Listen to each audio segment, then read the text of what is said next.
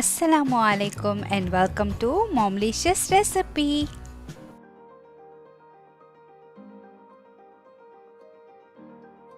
Momlicious Recipeல இன்னைக்கு நம்ம பார்க்க போறது சூப்பர் டெலிஷியஸான டிஃபரண்டான ஒரு ரெசிபி தான்.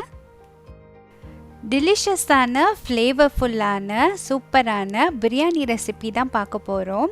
பிரியாணினாலே நம்ம நான்வெஜ் யூஸ் பண்ணி தான் செய்வோம். இன்றைக்கி நம்ம மஷ்ரூம் யூஸ் பண்ணி சூப்பரான ஃப்ளேவர்ஃபுல்லான நான்வெஜ் பிரியாணி சாப்பிட்டா எந்த டேஸ்ட் இருக்குமோ அதே டேஸ்ட்டில் எப்படி மஷ்ரூம் பிரியாணி செய்கிறதுன்னு பார்க்கலாம் வாங்க.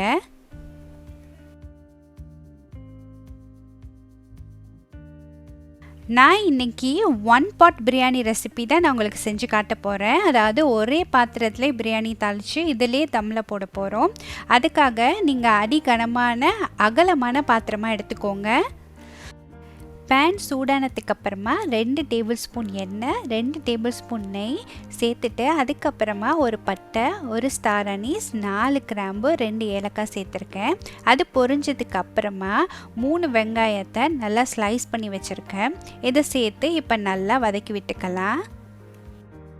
பிரியாணிக்கு வெங்காயம் நல்லா வதங்கி வரணும், அப்போ தான் ரொம்ப ஃப்ளேவர்ஃபுல்லாக இருக்கும். 2 நிமிஷம் ஓப்பனில் இந்த மாதிரி வதக்கி விட்டதுக்கப்புறமா மூடி போட்டு ஒரு 5 நிமிஷம் இதை குக் பண்ணிக்கலாம். 5 நிமிஷம் நல்லா மூடி போட்டு லோ ஃப்ளேமில் வச்சு குக் பண்ணிக்கலாம். குக் பண்ணிவிட்டு திறந்தீங்கன்னா வெங்காயம் நல்லா வதங்கி வந்திருக்கும்.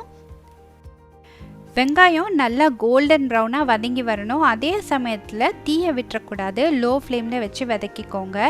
இப்போ 2 பாண்டான் இலையை நல்லா கிள்ளிட்டு சேர்த்துட்டு நல்லா இந்த மாதிரி வெங்காயத்தோடு மிக்ஸ் பண்ணி விட்டுக்கோங்க. இந்த பாண்டான் இலையோட வாசம் நல்லா எண்ணெயில் இறங்கி சூப்பரான ஃப்ளேவர் கொடுக்கும்.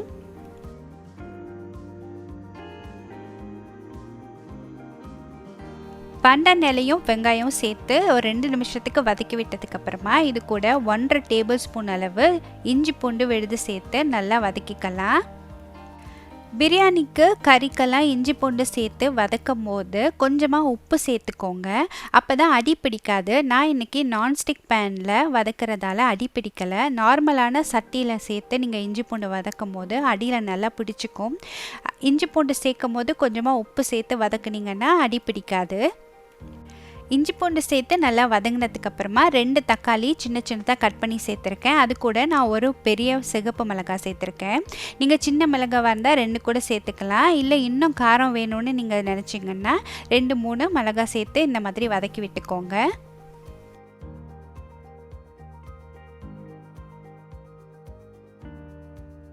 அடுத்தது இதில் நான் கொத்தமல்லி இலை சேர்க்க போகிறேன். நான் இன்றைக்கி கொஞ்சமாக தான் சேர்த்துருக்கேன்.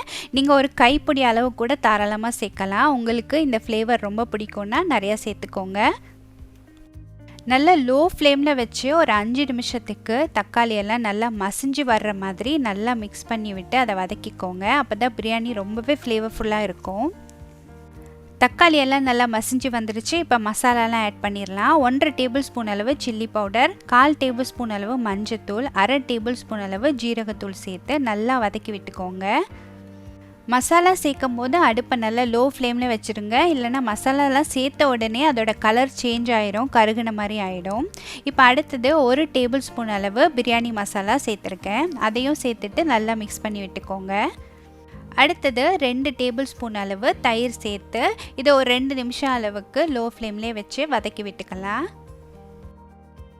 ஃபஸ்ட்டு நம்ம இஞ்சி பூண்டு கூட சேர்த்த உப்பு தான். இந்த நேரத்தில் நீங்கள் உப்பு செக் பண்ணிவிட்டு உங்களுக்கு தேவைப்பட்டால் நீங்கள் உப்பு கொஞ்சம் சேர்த்துக்கோங்க. நம்ம சேர்த்த மசாலாவோட பச்சை வாசம்லாம் போகிற அளவுக்கு வதக்கியாச்சு. இப்போ நான் கட் பண்ணி வச்சுருக்க காய்கறி எல்லாம் இதில் சேர்த்துக்கலாம். நான் இன்றைக்கி கேரட், பீன்ஸ், பச்சை பட்டாணி எடுத்திருக்கேன். பச்சை பட்டாணி ஃப்ரோசனோட தான் சேர்த்துருக்கேன். நீங்கள் ஃப்ரெஷ்ஷாக சேர்க்குறீங்கன்னா பச்சை பட்டாணியை ஊற வச்சு வேக வச்சுட்டு சேருங்க. கேரட், உருளைக்கிழங்கு, பீன்ஸ் இந்த மாதிரி நீங்கள் சேர்க்குறீங்கன்னா நல்லா குட்டி குட்டியாக கட் பண்ணிக்கோங்க. ஏன்னா மஷ்ரூமை நம்ம கொஞ்ச நேரம் தான் வேக வைக்க போகிறோம். ஸோ அது கூட காயும் வேகிற மாதிரி குட்டி குட்டியாக கட் பண்ணி சேர்த்துக்கோங்க. காய்கறி சேர்த்து ஒரு 2 மினிட்ஸ் வதக்கி விட்டதுக்கப்புறமா நம்ம ரெடி பண்ணி வச்சுருந்த மஷ்ரூமை இப்போ ஆட் பண்ணிக்கலாம். நான் இன்றைக்கி 200 கிராம் அளவு பட்டன் மஷ்ரூமும் 50 கிராம் அளவு ஆயிஸ்டர் மஷ்ரூமும் எடுத்திருக்கேன்.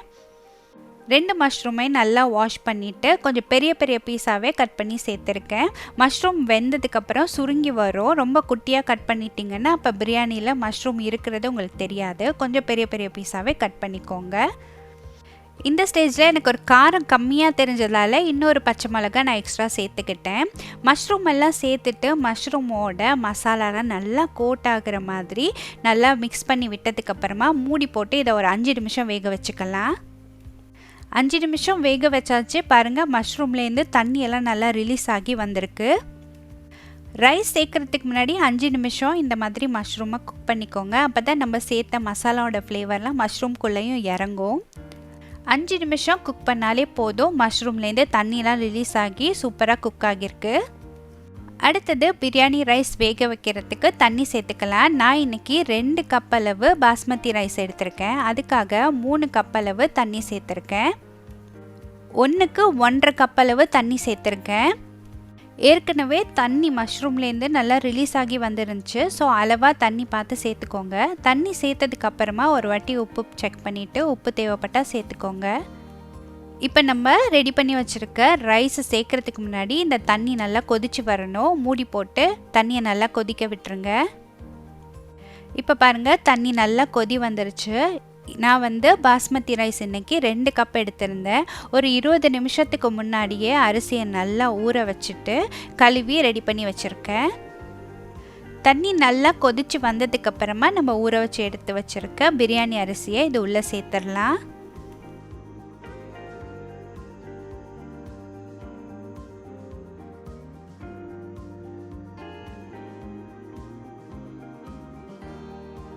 அரிசி சேர்த்துட்டு நல்லா ஜென்டலாக மிக்ஸ் பண்ணி விட்டுக்கோங்க. ரொம்ப மிக்ஸ் பண்ணிங்கன்னா அரிசி உடஞ்சிரும். நல்லா மிக்ஸ் பண்ணி விட்டதுக்கப்புறமா மூடி போட்டு ஒரு 10 நிமிஷத்துக்கு மட்டும் இதை குக் பண்ண போகிறோம். லோ ஃப்ளேமில் வச்சு இதை ஒரு 10 நிமிஷம் மட்டும் குக் பண்ணிவிட்டு இந்த அரிசி 3/4 பாதத்துக்கு வெந்தால் போதும். இப்போ பாருங்கள், 10 நிமிஷம் நான் வேக வச்சு எடுத்திருக்கேன். தண்ணி கொஞ்சம் இருக்குது, ஆனால் அரிசி 3/4 அளவு வெந்து வந்துருச்சு. இப்போ நம்ம இதை தம்மில் போட போகிறோம். தம்மில் போடுறதுக்கு முன்னாடி மூடியை திறந்து விட்டு நல்லா இந்த மாதிரி மிக்ஸ் பண்ணி விட்டுக்கோங்க. அப்போ தான் எல்லா பக்கமும் மசாலாவும் காய்கறியும் ஸ்ப்ரெட் ஆகி வரும். அரிசியை உடைச்சிடாமல் நல்லா ஜென்டலாக மிக்ஸ் பண்ணி விட்டு பிரியாணி சட்டி இறக்கிட்டு அதே அடுப்பில் நான் இப்போ ஒரு தோசைக்கல் வைக்க போகிறேன். பழைய தோசைக்கல் நான் அடுப்பில் வச்சு அது சூடு ஏற்றினதுக்கப்புறமா நம்ம பிரியாணி ரெடி பண்ணி வச்சுருக்க சட்டியை வச்சு மூடி போட்டு அதுக்கு மேலே ஒரு வெயிட் வச்சுருங்க. அதுக்கப்புறம் இதை ஒரு 10லேருந்து 15 நிமிஷம் அளவுக்கு லோ ஃப்ளேமில் வச்சு தம்மில் போட்டுடலாம். பிரியாணியை தம்மில் வச்சாச்சு. பிரியாணிக்கு சைட் டிஷ்ஷாக நான் இன்றைக்கி ஆனியன் ரைத்தா, பீஃப் கிரேவி, அதுக்கப்புறம் சிக்கன் 65 இது 3 செஞ்சுருந்தேன். பீஃப் கிரேவியோட ரெசிபி நம்ம சேனலில் ஏற்கனவே அப்லோட் பண்ணியிருக்கோம். நீங்கள் தேவைப்பட்டால் அந்த ரெசிபி பாருங்கள். சிக்கன் 65க்கு நான் ஸ்டோர் பாட் மசாலா தான் யூஸ் பண்ணியிருந்தேன். அதனால் நான் அந்த ரெசிபி இன்க்ளூட் பண்ணலை. ஆனியன் ரைத்தா செய்கிறதுக்காக வெங்காயம், கேரட், பச்சை மிளகாய் இது 3ஐயும் வெட்டிட்டு உப்பு போட்டு ஃபஸ்ட்டு நல்லா பிசைஞ்சு விட்டதுக்கு அப்புறமா தயிர் சேர்த்திங்கன்னா ரொம்பவே சூப்பராக இருக்கும் அந்த ஃப்ளேவர். வெங்காயத்தில் உப்பு போட்டு பிசைஞ்சதுக்கு அப்புறமா தயிர் போட்டு பிசைஞ்சிங்கன்னா ஆனியன் ரைத்தாவோட ஃப்ளேவர் சூப்பராக இருக்கும். இந்த மாதிரி நீங்கள் ட்ரை பண்ணி பாருங்கள். ஒரு 20 நிமிஷத்துக்கு தம் வச்சதுக்கப்புறம் பிரியாணி சட்டியை திறந்திங்கன்னா கம்மன்னு வீடே தூக்குற மாதிரி சரியான வாசம். நான்வெஜ் வச்சு சமைச்சிங்கன்னா பிரியாணியோட ஃப்ளேவர் எப்படி இருக்குமோ அதே ஈக்குவல் ஃப்ளேவரும் ஈக்குவல் டேஸ்ட்டும் இருந்துச்சு. பாருங்கள், அரிசியெல்லாம் உதிரியாக எப்படி சூப்பராக வெந்து வந்திருக்கு பார்த்தீங்களா. இந்த பிரியாணியை அரை மணி நேரத்துக்குள்ளேயே நீங்கள் செஞ்சு முடிச்சிடலாம். காய்கறியெல்லாம் வெட்டி ரெடியாக வச்சுருந்தீங்கன்னா இந்த பிரியாணி செய்கிறதுக்கு அரை மணி நேரம் தான் ஆகும். பாருங்கள், உதிரியாக சூப்பரான ஃப்ளேவரில் நான்வெஜ் பிரியாணிக்கு ஈக்குவலாக அடிச்சிக்க முடியாத டேஸ்ட்டில் இருந்துச்சு. கண்டிப்பாக இந்த ரெசிபியை நீங்களும் வீட்டில் ட்ரை பண்ணி பாருங்கள்.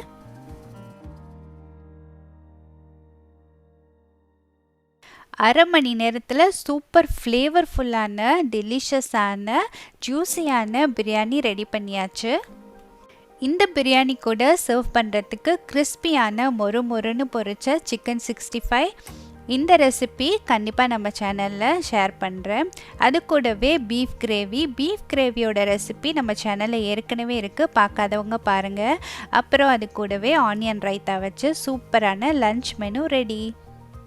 இந்த டிஃப்ரெண்ட்டான ஃப்ளேவர்ஃபுல்லான பிரியாணி ரெசிபி உங்கள் எல்லாருக்கும் பிடிச்சிருக்குன்னு நினைக்கிறேன். பிடிச்சிருந்தா லைக் பண்ணுங்கள். மாம்லிஷியஸ் ரெசிபிக்கு சப்ஸ்கிரைப் பண்ணுங்கள்.